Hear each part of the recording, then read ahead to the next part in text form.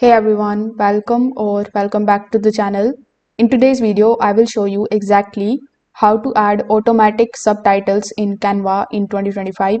So if you are making any kind of reels, your YouTube videos or TikTok, Canva's auto caption tool is going to save a ton of time and makes your videos more engaging. So without further delay, let's get straight into it. First of all, you need to come here on canva.com. Then you need to log in into your Canva account if you haven't already. Over here, you will have to click on the option of upload.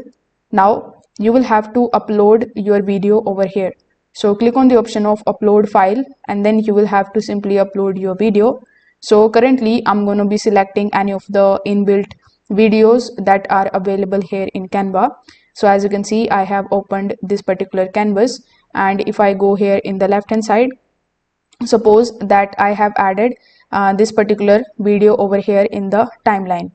So once you see any of the videos here in the timeline, what you need to do is you need to simply just select the video on the timeline and then simply hover over to the left hand side and click on the option of apps.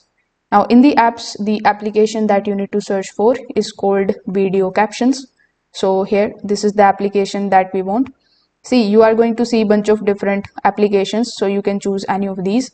For example, let's say I chose this video captions. So click on the option of open. Now it is going to show you the video captions option here in the left hand side.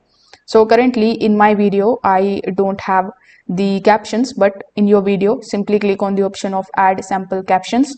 After that, you just have to follow further instructions, like you can provide or upload your txt file, or you can also click on the option of generate captions, and the Canva's AI automation is going to create the captions that are going to look something like this.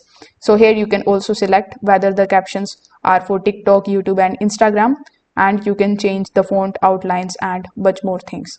So if this video helped you out, make sure that you like this video and subscribe to the channel. Thanks for watching.